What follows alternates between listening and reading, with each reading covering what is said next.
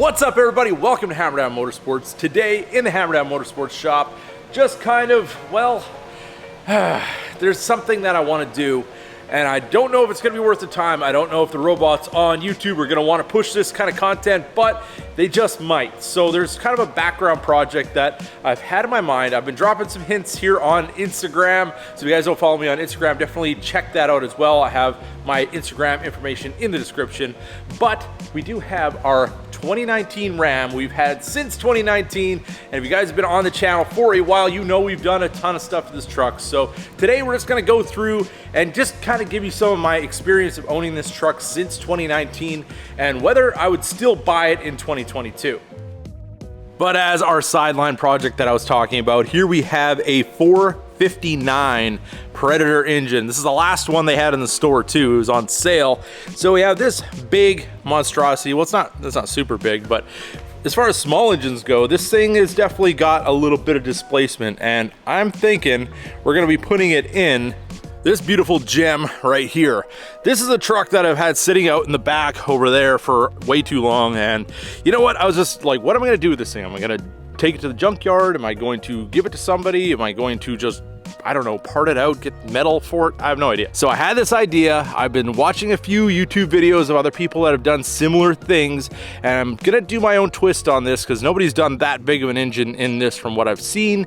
But yeah, if you guys have any suggestions on how to put that engine in here, I would definitely appreciate some of your input because I have a very good idea of what I'm gonna do, but we're gonna have to go through the whole process and get this thing to work.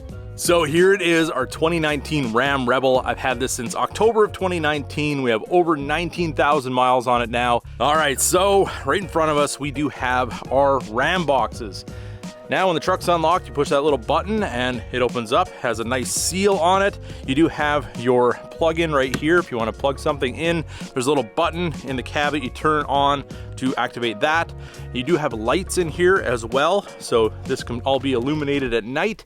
And if you don't want to have it full of junk like I do, you can actually fill this with ice, and there's drains on the bottom. So it's nice if you want to clean it out. You can hose this out, all of that, and you can just kind of store the stuff that you don't want to have sitting in the back of your truck, because that's the biggest thing about a truck. It's like, well, where do you put your extra stuff? There's no like extra compartments usually. I mean, obviously with the crew cabs, you do have the under seat storage, and I just still have stuff in here from 4th of July, but you can stick some stuff onto the seat. But if you put too much there, then the seat won't go down all the way. So having that extra space is absolutely awesome to have, and I would definitely recommend getting the Ram boxes.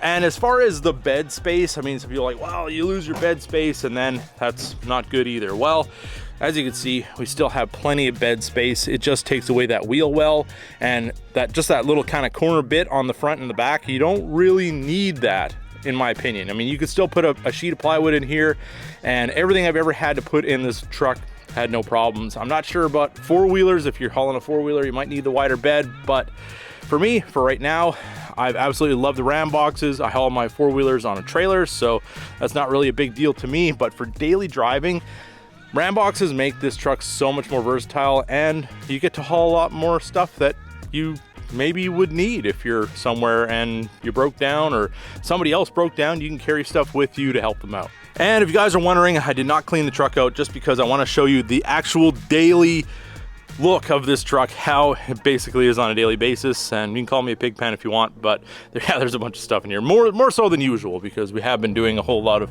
barbecuing, and we got the JBL sound speaker here, which is absolutely awesome. If you can find one of these, definitely get one. They are awesome. They're super loud. But anyways, we do have our leather interior. This is a Rebel 12, so we don't have the red backs on the seats. This is the black interior with the red doors, but everything's been working out real well. We got sunscreen everywhere. This thing definitely needs a deep cleaning, which we will be doing very soon. But you do have the nice door pockets here. You have a place for a drink, you have a place for flashlights or whatever. Then you have this little one here if you want to put some stuff in there. And you have all the openings on Rebels for ambient lighting. I made a video on that as well. I took all the door panels off. I put ambient lighting in all four doors, and even in the center console. console, which makes this truck a whole lot cooler, but that's more of an accessory thing. We do have the dual panoramic sunroof, dual pane. That thing is awesome. You can open that up and it really allows a lot of light into the truck.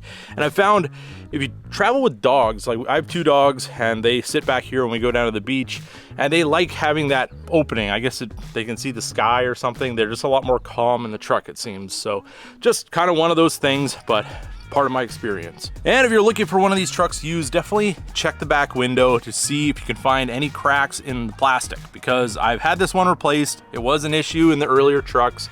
I'm not sure if they're 100% fixed now, but I haven't heard too much about it in the more later years. But all in all, if you have a crack in the back window, take it to Dodge, they will replace it, and I've had no issues since. As for the mirrors, if you do a ton of towing, you might want to get the actual tow mirrors, but the standard mirror has this little convex mirror here, which works really well. You do have your blind spot detection, and it actually is very nice that it has the blind spot detection built in for your trailer. I mean, not all the trucks have it, but this truck does.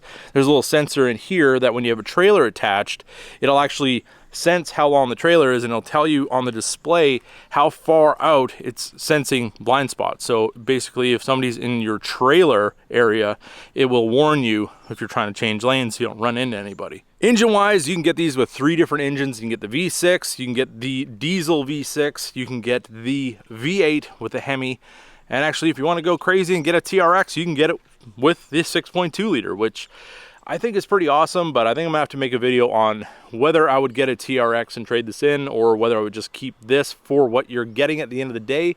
But I have the 5.7 Hemi. I have had no issues whatsoever. I do very frequent oil changes. That's something that I've heard with these engines. Some of them, I guess, had some engine issues with ticking and lifter problems and whatever, but don't run your oil changes real long on these engines, in my opinion. I just like to keep clean oil in my truck, so I know it's gonna run as long as humanly possible without any real issues. Gear ratio on this truck is a 392, and it has worked great. It tows well. You do lose some MPG when you got a trailer behind, naturally. I think I was down to 8 miles per gallon towing my big pontoon boat. Well, it's a tri-tune, so it's not super heavy, but definitely a load for this truck and a lot of wind resistance.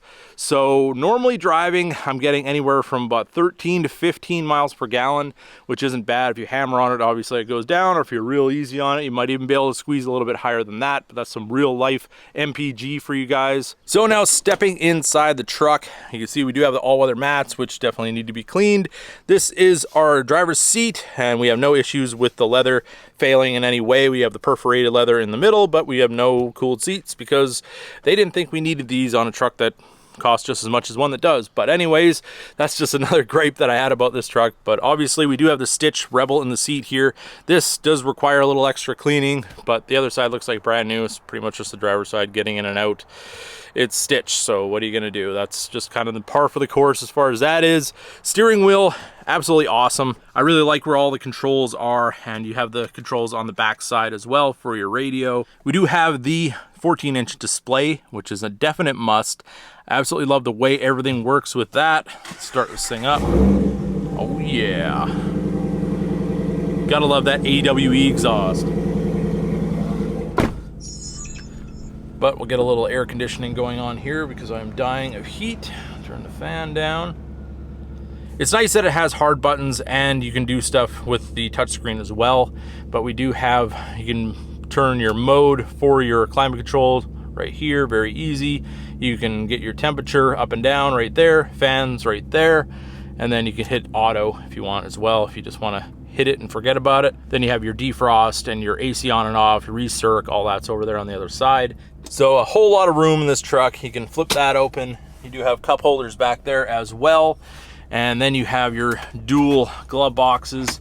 That one there, this one there. Down here you can see I mounted my Switch Pros there because there is no auxiliary switches on the 19. I think the newer ones have that. But then on my auxiliary one, I have my ambient lighting. Then I have my DRL for my light bar. I have my A-pillar lights, which you guys can see up there. We have rock lights. We have reverse lights. We have the Dixie horn, which doesn't work anymore because I put it in too much water and now it's shot. So might have to replace that one. And then we do have our regular light bar right there. So everything lights up at night. It's very nice. And there's also an app for your phone so you can control this. So if the truck's just parked, you can turn all your stuff on just from your phone if you're at a show. So very nice capabilities with the Switch Pros. And if you're going to do accessory lighting, I definitely recommend it. The tailgate is aluminum, so it's quite light. And that's one thing I've noticed. Sometimes if you push the button, it will actuate. But if you're on a little bit of uneven ground, you'll just hear the actuator go and it won't open the tailgate. So I just push on it, hit the button, and then it opens. Not sure if that's a problem for everybody else, but now that we have our AWE exhaust idling here for us, let's give a little rev.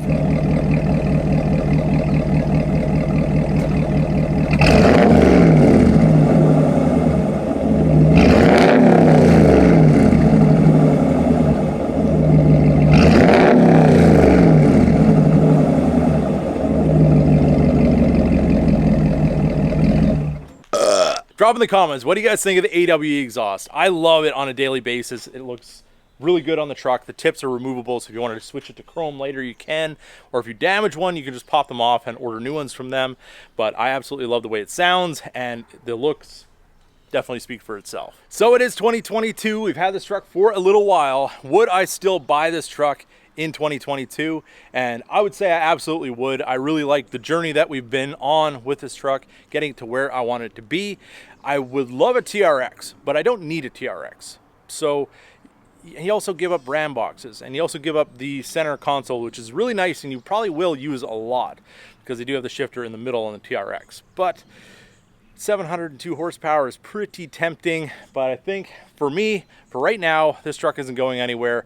I absolutely love it, and for most people out there, this is everything you're ever going to need. So there it is, everybody, my build on my Rebel as it sits in 2022, and my opinion whether I would buy this again. I mean, this is just kind of my owner perspective and just kind of a run through on the truck for you guys. Maybe some things you know about, maybe some things you don't know about, but this is where it sits today and I absolutely love it. So there it is, everybody, my ramblings on my, well, ramblings, yeah, that kind of makes sense, all right? So my ramblings on my 2019 Ram Rebel. So if you guys made it to this point in the video, drop Rebel in the description below, or anything you'd like to say about your truck, or things that maybe questions you might have about this truck in particular. But that is what I had to say about this for today. So with that being said, I hope you guys enjoyed this video. If you did, don't forget to give it a big thumbs up. If you're new to the channel, hit that subscribe button, and as always, keep that hammer down.